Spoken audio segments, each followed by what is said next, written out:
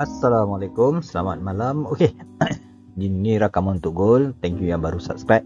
Thank you yang baru masih join membership.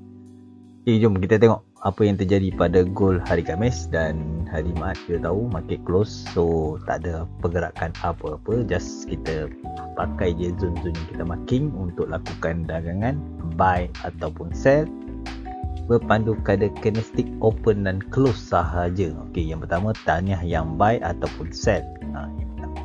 Kita memang cari buy lah, disebabkan first kali pada hari Khamis kita masih nampak momentum yang menguasai market, masih lagi momentum buy. Tapi di time frame H1 ni lah yang kita marking untuk lakukan dagangan buy ataupun sell. Okey. Okay, ini yang situasi yang terjadi di first zone untuk siapa yang lakukan dagangan buy berpandu pada SE yang nampak price buat kenaikan. Biasa kalau kat H1 kita tak ambil peak yang banyak, cuma kita menunggu zone-zone H4 ataupun daily untuk lakukan dagangan buy. Okay, tengok.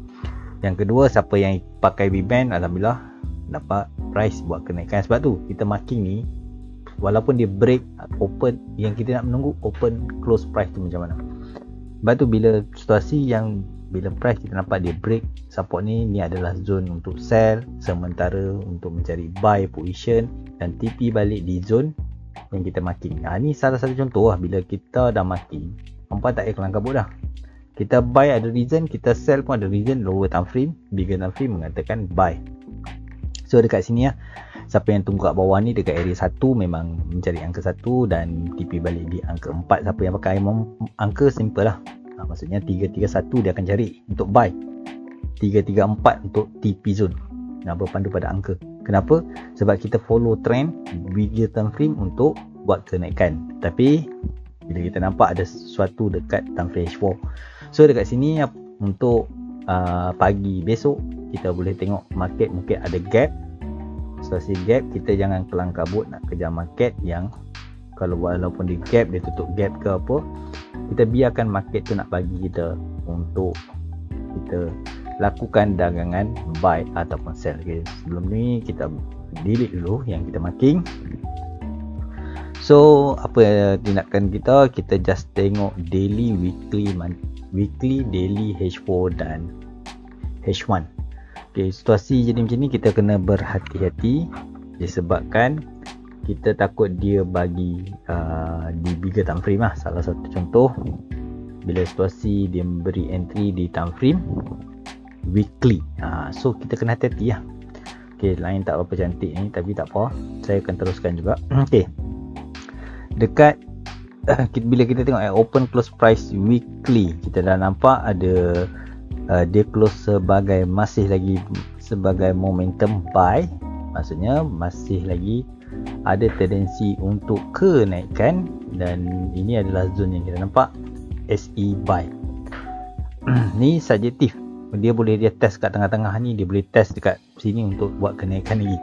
So dekat sini kita just mark SE sell ni kita tak nampak lagi di weekly, dan kita pi dekat daily, di daily. Okey. Okey, bila situasi ni kita dah marking ni, kita dah nampak ini adalah SE untuk buy position untuk weekly. Okey, di daily kita nampak dia hari Khamis market close sebagai reversal. Maksudnya ada candlestick bear dah masuk, mungkin retest break ataupun retest entry. So kita kena nanti retest break, maksudnya dia retest, dia break. Kalau retest entry dia akan pi kat bawah ni. So dekat sini kita masih nampak momentum yang menguasai market, masih lagi momentum buy. So kita just marking macam ini untuk kita map kita untuk mencari buy zone. Subjektif zone ni agak besar, so kita berhati-hati. Ataupun hampa nak pakai apa ni, shadow yang ni pun boleh, sebab dia price reject dekat sini, so boleh, tak ada masalah untuk mencari buy zone. Okay, so kurang-kurangnya ada setup opsi buy di time frame H1. So salah satu contoh, bila jadi situasi ni jangan kelang kabut. Kita tengok market tu nak bagi apa kat kita. Kalau market tu dia gap turun, dia open gap, dia buat penurunan, kita tunggu je kat zone weekly untuk buy. Kalau market terus naik, kita relax, kita tunggu je dia pullback untuk mencari buy. Tapi kalau dia terus naik slow-slow, kita boleh cari sell sementara berpandu pada time frame H4 sahaja, sebab H4 dah ada setup posisi sell. So dekat sini kita nampak okey. Di time frame H4 ni kita nampak dah ada setup posisi sell.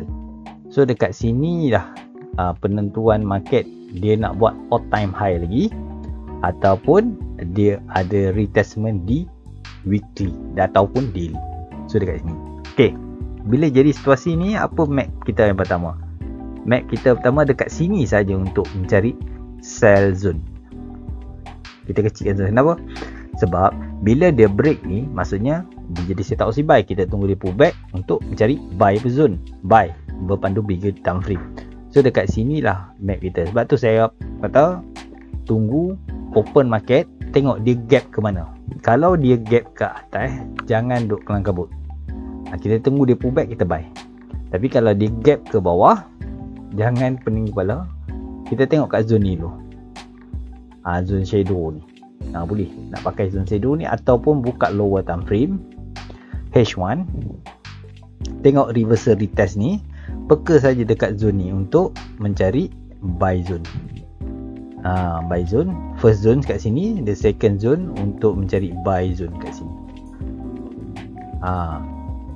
Okey. Dia akan situasi ni saya target dia ada gap. Kemungkinan dia akan test kat sini dulu ataupun dia test dekat bawah ni. Saya target sebab dah kita nampak ada signal sell dan berpandu pada H4, dah ada setup sell. Tapi jangan tipi jauh. Kalau nak sell kat sini, jangan tipi jauh sebab kan kita berpandu pada H4 sahaja untuk sell. Untuk buy ni memang strong buy, weekly, monthly, daily masih lagi buy, momentum buy. So dekat sini map kita untuk lakukan dagangan buy ataupun sell. Exit plan simple, breakdown kita cut loss, breakout kita cut loss, simple sahaja. So kita nak buy bila market jadi situasi macam ni yang kita nak peka. First kali kita nampak dia ada gap, yes, ni ini paling highest dia, simple lah. Ni paling highest dia. Bila jadi situasi ni, dia break ni, kita nampak dah jadi setup opsi sell. Kita tunggu dekat zone SE untuk sell zone ni. Nampak? Sebab tu saya suka pakai shadow ni untuk sell dan buy balik. Dia test balik kat sini, tak lepas, sell balik. Ni salah satu contoh. Situasi ni pun sama, tak lepas ni hampa sell. Sini ada SE, TP dulu ataupun BE. Kalau dia turun, sini reward kita. Breakout ni kita cut loss. Breakout ni zone ni tak besar pun zone ni. 27 sampai 31, 32 dia close bull, cut loss dulu. Sebab apa? Sebab dia boleh test balik kat atas ni. Okey, ni salah sedikit siapa yang baru subscribe. Ingat satu je, bila ada entry mesti ada SL. Kasih like sikit, nanti kita jumpa next video. Assalamualaikum, selamat malam semua.